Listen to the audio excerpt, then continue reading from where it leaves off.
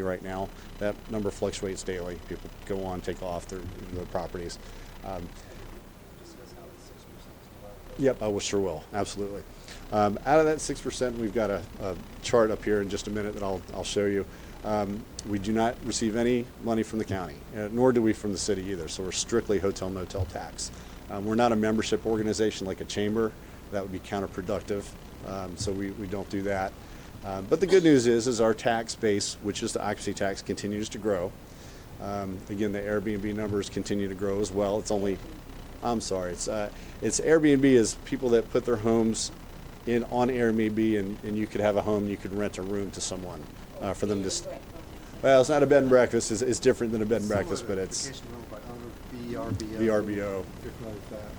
Yeah. So VRBOs are. Towns and cities and all over have those, and they're very reasonable compared to staying like at a hotel or whatever. A lot of like traveling nurses use them, things like that. Yes. There's someone that wants more of a home setting than a hotel. But they are very popular, and especially if you go to cities like San Francisco and places like that, there's thousands of them. But our numbers continue to grow, and so we will continue hopefully to have a higher opportunity to have increased revenue. And that's the thing about what our office does. If we don't have a good year, our revenues go down. If we have a good year, they go up. So we kind of are self-sufficient. We got to do well if we want to have higher revenues.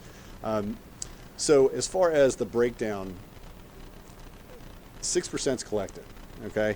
And out of that 6%, 3% goes directly to the bond that was used to build our convention center. So out of that 6%, 3% goes to debt service.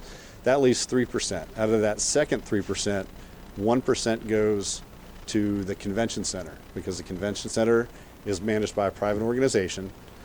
They lease it from the city, and the city, I think, likes us because they are responsible for the P&L, the profit and loss on the convention center. But in order to do that, they do receive 1% out of that 6%. So that leaves our organization with 2%. So we are funded from the 2% out of the 6%. So it does create some challenges for us. That's why we have less staff than most organizations like us in cities our size. But it's the formula that will stay through 26, 27. That's when the debt service is paid off on the convention center, at least the first part. So we have to rely on the occupancy tax and the 2% that we get. Currently, right now, as of our April revenues, we're up 7% over last year. That's great. Our budget is calculated with 5% increase, so we've got a little bit of wiggle room because we have to have our budget done several months before we actually know exactly how much money that we're getting. So we estimated a 5% increase in occupancy tax collections. We will use those funds to increase our convention marketing, our sports marketing, and our leisure travel marketing. And the good thing about it is that our ADRs, which that stands for average daily rate at our hotels, and our RevPAR, which stands for revenue per available room at our hotels, are going up. So that's important as well. So if you have stagnant occupancy, but you have increase in RevPAR and ADR, you're still going to increase your occupancy tax levels. So we look at that very carefully, and it's important for us to keep track of those trends as well. So there's our revenue sources here. Again, most of it is through occupancy tax. We do have a capital reserve account, which we are able to tap into. It's for tourism, and that will help fund our sports tourism marketing program. And then, of course, we use a little bit of fund balance when we need to. And we do have fund balance utilized for this year. We won't need it next year moving forward, but we are going to spend quite a bit of money on rebranding and putting together a new website as well. And then you've got your miscellaneous revenue, which is basically our investments for our CD. So here's our budget, just short of $1.6 million. The occupancy tax collections will be $1,222,020.08. Capital reserve will be $275,000. That's the excess that they're collecting from debt service. So we have a little bit more of what we're not paying to debt service for the bond for the convention center. The miscellaneous revenue, again, is the investment that we have in our CD, and then the fund balance that we're going to use is $99,000. I've got an asterisk next to the fund balance. I don't think we're going to use all that fund balance. The way that our revenues are coming in, they're higher than what I'm projecting, so I think we'll probably have that closer to $60,000 on fund balance.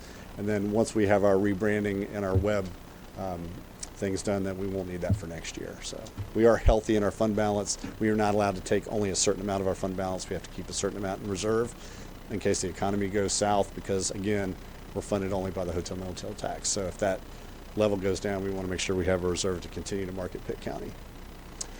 Budget highlights include an increase in marketing. We always want to market. That's what we do. That's why we're here, is to market Pitt County. And to do that, we want to increase our advertising. We're going much more in the direction of digital advertising than we are print advertising, but we'll still stay with some of the traditional advertisers like Local Palette and Our State Magazine, things that we know that are heavily read in North Carolina. We will completely rebrand our website and redo our website.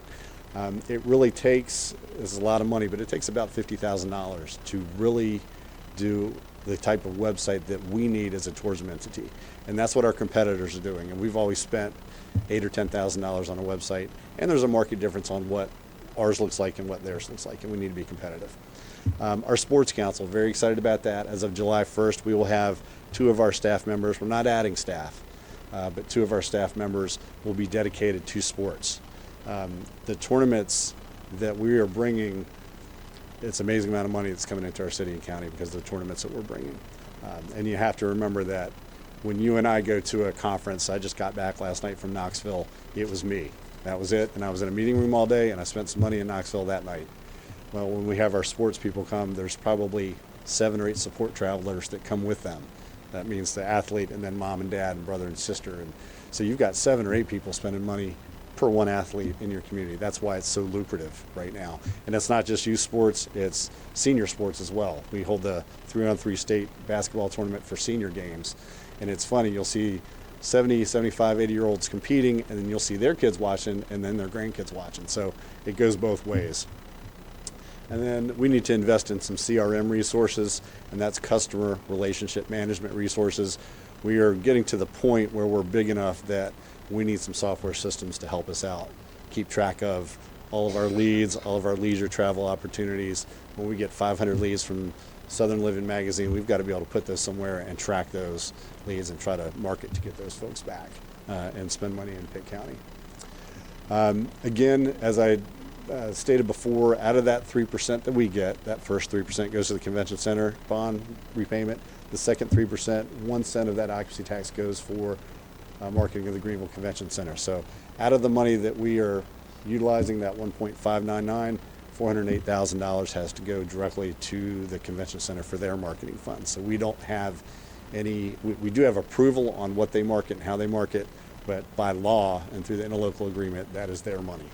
So we disperse that on a monthly basis to them. And that's basically it. And we just continue to work to market Greenville and Pitt County. We've made an awful lot of strides in the last several years. People that come here for the first time are really impressed with what's going on in this county. So we're just appreciative of your support, and we're always looking for partners to continue to move us forward as a county and, you know, start taking business from Charlotte and Raleigh and all those places. We love when that happens. So any questions that I can answer for you guys? Yes, sir. Yeah. And I'm going to take a little bit of a privilege. We always look forward to hearing from you because you You're the always one. come Thank forward you. and you never ask for money. No, I know. no, but you know that you get support from us, and that, I mean, and it's not been anything but better every single year. Well, thank you. Commend you for that. Well, thank you. Appreciate it. Okay. Okay. Tom? How important is the success of ECU sports, football, baseball, and so on? It's important. Yeah. If you could put in a percentage, 20%, 10%, I- just dart at the board. Let me do it this way. So here's the maximum economic impact that we can have at the stadium capacity that we have if the game time's right, 3:30 game time, if they're playing well, if they have a quality opponent, and if they're putting people in the seats. It's $5 million per game. Yes, per game. I can tell you for the first time this year, and this is the first time this has ever happened, we had hotel rooms available all season long. So you can see, and we had a lot of people calling me and asking what I could do about it. And I said, I can't put on a helmet, so I can't do a whole lot about it. They do worse. But yeah, it has a huge impact. I mean, the 7% increase that you see for this year is mainly because we had a hurricane. And I don't want to increase revenue that way. That's an awful way to increase revenue, but when you have a hurricane, you have people that are displaced, you have adjusters, you have all sorts of people that are involved that have to come and have a base operations. You anticipated my second question. So. Yeah, so that's, we've got that question a lot. I mean, you know, if we would rather have a full football stadium and increase that way, but, you know, that's kind of out of our control. Yeah. And Yeah, I'm excited, yes. I don't have a question, but I just have a comment. Thank you for launching the African American Culture Trail. And of course, I'm biased to the Sycamore Hill Gateway Project that you will be launching, that's launching downtown Commons. That will certainly bring people to Pitt County. That will be an asset to bringing people to Pitt County and spending money. Yeah, So you've got thank you. three different areas that we're looking at. And like I say, I see it as an economic development project and a good community project. But you've got the National Coalition of Black Meeting Planners, which is the fastest growing meeting planning segment in the hospitality industry. And we're actually going to the trade show for the first time because they're looking for destinations. But they're not looking for convention facilities only. They're looking for a cultural opportunity to add on to their conventions. So that's one reason we need something like this, is to be more competitive on the convention side.